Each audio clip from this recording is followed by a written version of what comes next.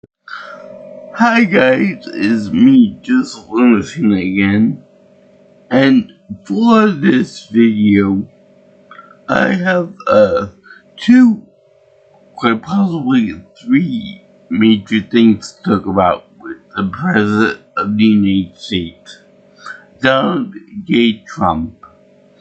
Now, when I say two or three things, I mean considering, you know, what you would consider a major thing. It could be two or could be three, but two of them are definitely linked together, more or less, and the third one more of more stupidity dealing with the president.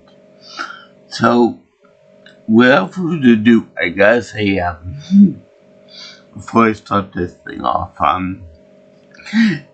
with the first thing that I'm going to talk about is it was only a matter of time before this became an issue, and yeah, I always said that it would come out to be like this, but I'll let you guys decide what's what. So anyway, following Saturday's little event at the with the press DC press affiliation conference there, correspondence dinner, I should say. There was a attempt on the president's life, which, yeah, whether you believe it's staged or whether you don't believe it was real, whether you don't think it was real, it raised the question about the president's safety in certain events, certain things. Not gun control. God forbid we talk about that. God forbid there should be any law restricting gun access in this country. But there was a very interesting note that the people that we have to push to increase the president's safety, which I find interesting because he demolished the east wing of the White House without any type of ceremony, without any type of due process or any type of permits or regulation checking or anything like that. So he did it without any thought to what would happen afterwards. And he didn't care either. He didn't care to take a look at that. Who would anger or upset or whatever. So he did on his own free will. And because of this whole ball thing, it got kind of sidelined because of some Heritage Foundation lawsuit against him because he acted alone and he did it without any permission or knowledge about but he didn't care about what happened. He acted like the White House was his own personal property and he was trying to increase the value of said property without any consideration. He wanted to build a massive ballroom there.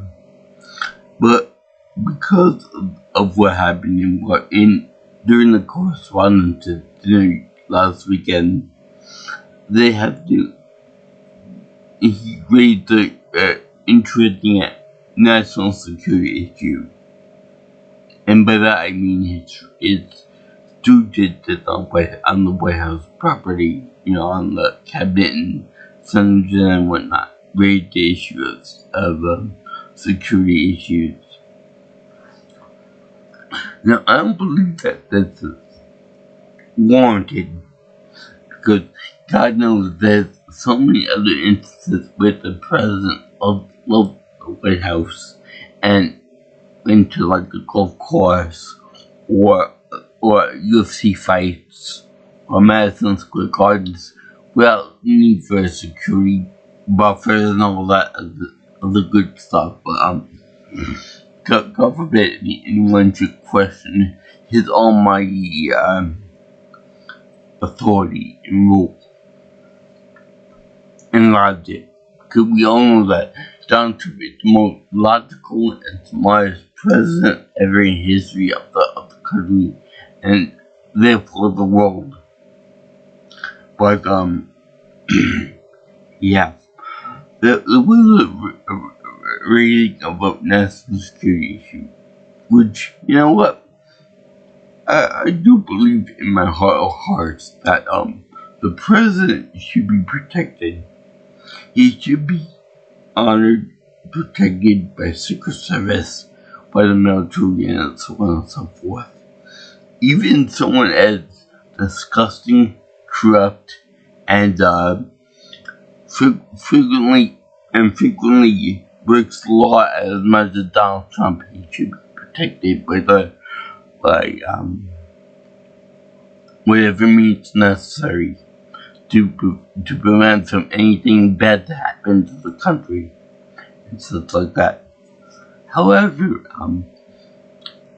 that does come with a big caveat, because I think that the structure of the White House before his redesign and before this stupid cockamamie ballroom idea came into play was perfectly fine as it was. You know, the east wing of the White House was perfectly fine as it was.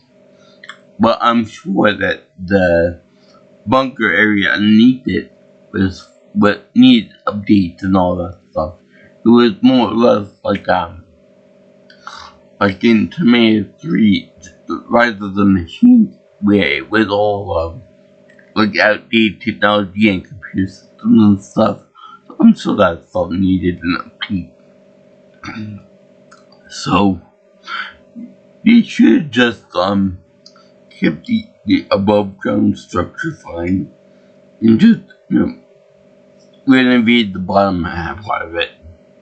But no, because of Trump's big mouth and because of Lindsey Graham's stupid mouth too, they had to mention about the underground bunker, the military grade stuffs, the hospital, and the medical emergency stuff down there.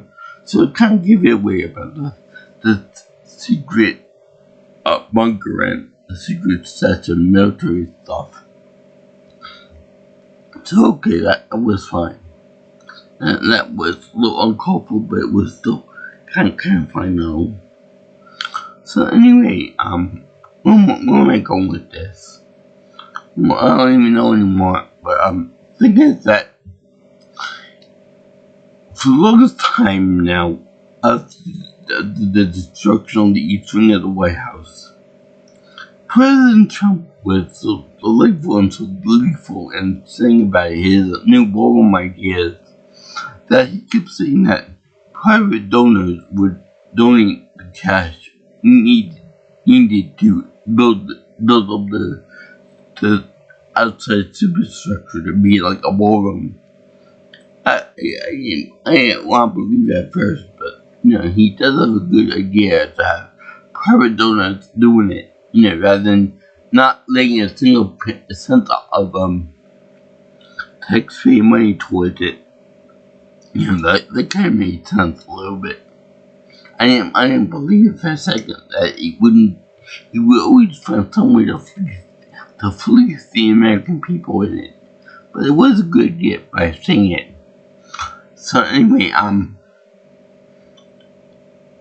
then later on we find out that we go from $200 million to $250, then $300 million, and then a whopping $400 million. I was like, holy crap, there's a lot of people that are willing to donate their money to it.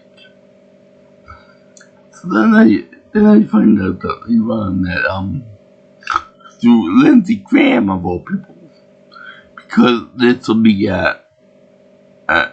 this bumped up from a vanity project into a full-blown national security thing. After the attempted killing of President Trump, this thing will blossom into it, not some security threat problem. So they're going to put up legislation for us taxpayers to pay money for getting this thing built. So basically, they're going to put in legislation so that the People's House will get a new edition of the security oversized ballroom just to keep happy a megalomaniacal idiot dictator president, namely Trump, that will be used for future generations, because apparently this ballroom was something that people always wanted, but that never got because the president's not being manly enough to put in there, which is a pile of horseshit. But anyway, that's big crock of shit. Because if I had to pay for it, I would want the East Wing to be exactly the way it was, with some renovations to the bottom half, to the hidden part of the White House, with some security updates to the main thing. In fact, Lindsey Graham went further on to say that the actual cost of building this grand ballroom, which we'll get to in a moment, will be how should I put this? It'll be about $330 million. 332, I'm gonna say. But he said that they're gonna round up the bill to be $400 million. You know, what's an extra $78 million for us to round up to when it's not even their money to play with?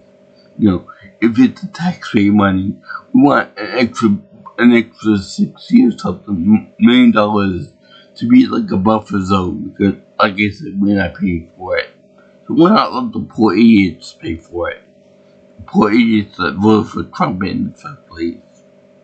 You know, there will be no everything will be fancy and all expenses paid. We will spend no expense and we're not paying for it. So anyway, that kind of got my panties in a knot. So that we're not gonna pay for it, and neither will the donors. And all the donors' money can be used to pay for China and decorations and all that other shit too. No, you keep it the way you said it, where private donors will use the money for that we would use money from private donors to pay for everything in the room, not to pay for not use it for something minor and have the taxpayer pay for the majority of it, you know, the superstructure, or even better than that, have Donald Trump pay for it out of his own pocket because he wants it so bad. You know, he is willing to pay or to afford it, and not let the big cheese himself pay for it. But anyway, that's what he said. You know, Trump said that himself, that he would pay for it or he would have it. Private funding, people do it. Which is completely horseshit, but, you know, we bought it. Anyway, I don't think this ballroom will look at anyway, and a bag of chips, because, first of all, this thing will be studded with gold and all the other crap that nobody wants except for Donald Trump. Second of all, the people who are architects and all that, structures and things of that nature. They say that this thing is about too big and massive for some good. So more likely it'll collapse at one point in on itself. So there's a big danger to everyone involved that goes to these extravagant parties that I'm not gonna be invited to, and nobody else that I know will be invited to these lavish parties at the people's house. It'll only be available for 1% to see and go to. So therefore, this thing does collapse on itself from wherever, or it's an enemy attack on it or something, which I don't think that it's gonna need an attack on it from the outside to weaken and fall down. But let's say that it does end up falling in on itself for whatever reason. Trump and the other cabinet members in his sermon are probably gonna run away to the bunker underneath it. So it wouldn't be real funny if once Trump is down there in the little bunker hole that he builds himself, it ends up the debris from the falling in that ballroom end up just thrown all the way out of the bunker hole. So by right, it could be that Donald Trump has built himself a nice tomb for himself and his family, and for anyone that's stupid enough to get in there with him. And that's what I think is gonna happen. But yeah, I hope it doesn't happen like that. But I have a good idea that it's gonna happen because he's a cheap fuck who keeps trying to cut corners and pocket the money, and he probably gonna put a rush job on it too. So that's what's gonna happen. It's gonna be too big for itself, and it's gonna be too it'll fall in itself. Because he likes to cut regulations on certain things, certain safety regulations too. So that leads me on to this other thing that I saw. And then we all know that Trump is very famous for doing memes and drawing them and AI and things like that, with him like doing cosplay as certain things. Like one thing was an astronaut, one thing was a macho man with a gun like Rambo, and the other one was him at Jesus Christ, which pissed off a lot of people, myself included, on that. Among many other things, where he wishes he could be that good at any one good thing, like a doctor or whatever, whatever. But this time he did like he made an image of himself to be kind of like Tony Stark in the first Iron Man movie, with the explosions going off behind him, and then with aviator glasses on, and then with an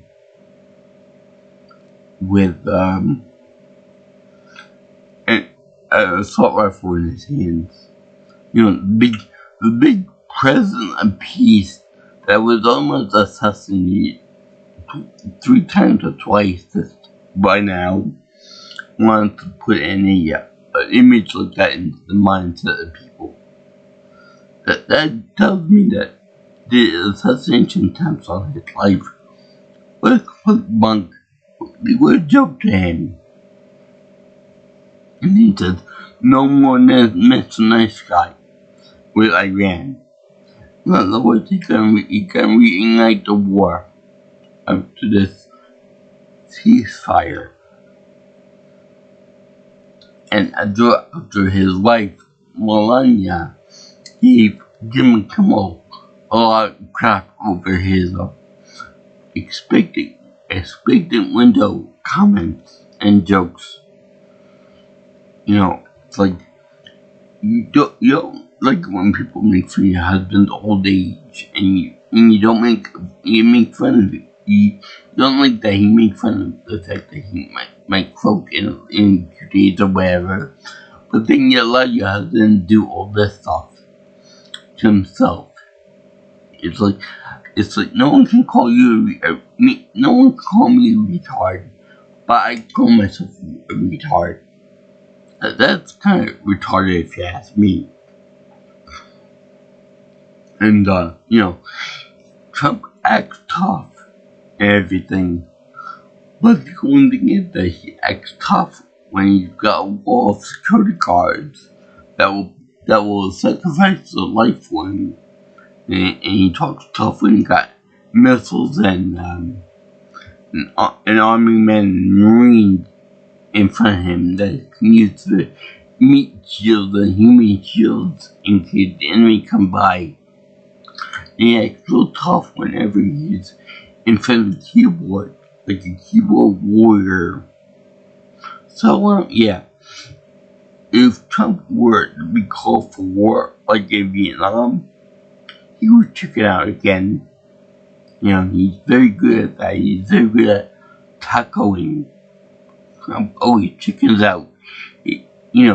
Face with an enemy, he'll run away like a little bitch. And he'll probably fall again too. Flat in his big fat face.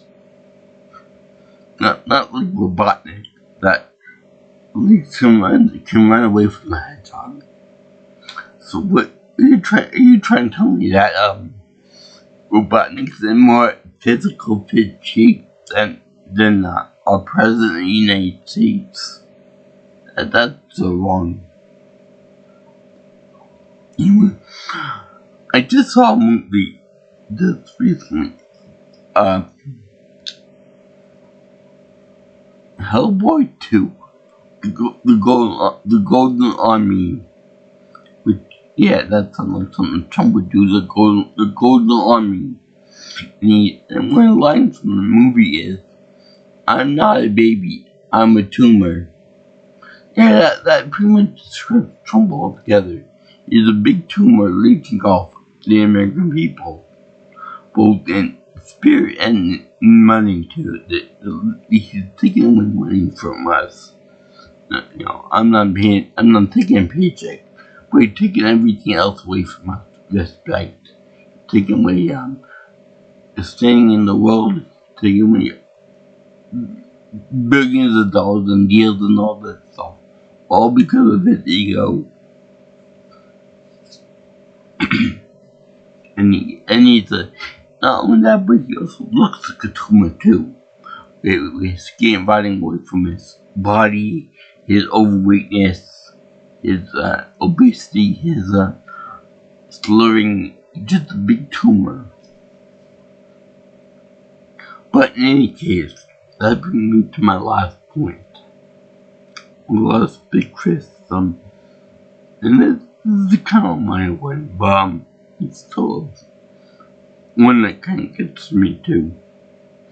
With the thing in the world stage, he limited immigration to the point that I don't think anyone really wants to come to America anymore for business or pleasure, or to make it their permanent residence. He actually made it so that people don't want to do that because of ICE raids and other racist type stuff. But in any case, there was he decided to put his face on the passport system, and for limited not only you can get one of, I think, 25,000 immigration passport passes with his mug on them. And it's supposed to be in celebration of the nation's 250th birthday. But yet, how many instances will this man try to put his face on it? Name on something in DC. I can think of plenty. And they're all unwanted. So, anyway, he put his face on this limited edition pass. And now it's over a lot of money and build up a lot for the economy and all that bullshit. You would think that he would put like some kind of welcoming picture of himself on the, like, come to America, come enjoy our sites and that kind of thing, like that, like, like something inviting, maybe him smiling and stuff on it and all that. No, he doesn't do that. Instead, he puts on a face like unconstipated, like a scowl, like an evil scowl, like Big Brother is watching you. You better behave yourself, or else I'm gonna get my ass up to you. I'm not gonna do it myself because I'm a fat lazy pig, but I'm gonna send someone else to you, so beware. So, to be honest with you, this face looks like something that you would see like from Fred Phillips, the guy that created the Westboro Baptist Church. A very disgusting man in his own right, too. But he was the president of the United States who has a deep-seated need to draw attention to himself, even though everything is failing under his direction. And this thing is this is one of many calls to attention, because we know that when he does kick the bucket, he knows that nobody will pay attention to him. He'll be a footnote in history. A bad footnote, I should say. And that when he does shuffle off the moral coil, everything that he worked so hard for, or I should say worked for, will be torn down or stripped of his image and name. Which would be a good thing, because you don't see JFK, you didn't see JFK doing everything in his power to make his name and legacy known. That came afterwards. People said, that was a great president. Maybe I should have, maybe we should honor him in some way, shape, or form. Or like Teddy Roosevelt. Oh, that guy was awesome. We should do this for him. But Trump is trying to force his own legacy and force people to remember him in a good light. That's pretty much impossible at this point, because, like I've said in the past, we don't have money to afford to do Medicaid, healthcare, education, Social Security, or food assistance, or AIDS or cancer research. But we got enough money to make my own ballroom to increase the defense budget to like $1.5 trillion. That's what it takes. Much more than the next 10 countries combined. We have money for that. We don't have anything for social programs and helping out people. That would make his legacy worth a damn. And besides, I view this whole ballroom and this whole, putting its face and image and everything as like a kind of like a reward for his hard work.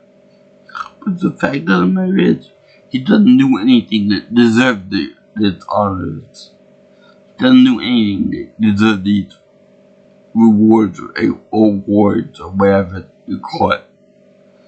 because he's a fat, lazy jackass who just like to control people and tell them what to do and take the credit for it. And he's also a big liar. If lying was an Olympic sport, he would take home the gold without question. Honestly, what else is there? Let's see. I wonder what's something else too.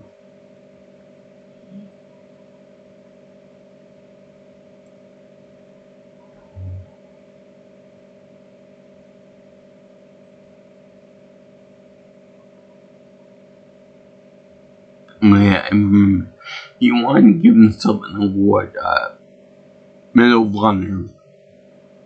Yeah, that won't go real far. Because he doesn't earn anything. He just says, shiny object. I want it too. And then give it to me. Gimme. But, maybe I would joke about my father once. And was saying that maybe instead of getting the award, the Medal of Honor, maybe he could have been just talking about the Medal of Honor video game series. I want a Medal of Honor game for myself. That I could do that. That's no problem to give him. That's like $68 to pay for the PS3, I believe. That's no biggie. But to get an award like that for real, there are people that almost sacrifice themselves for that reward. And they're not even trying to go for the reward per se. They're just doing their duty to save people and complete their mission. And they're not purposely going out there for the award. You don't join the Marines or whatever to do that. You do it because you want to help people, you want to save the country, you want to bring our nation into a positive light. Anyway, I remember it was JFK, John F. Kennedy, the good Kennedy, that said, ask not what your country can do for you, ask what you can do for your country. But Trump says, besides grab by the pussy, he says, what can my country people do for me? How much can I milk them for at this time? And that ain't right.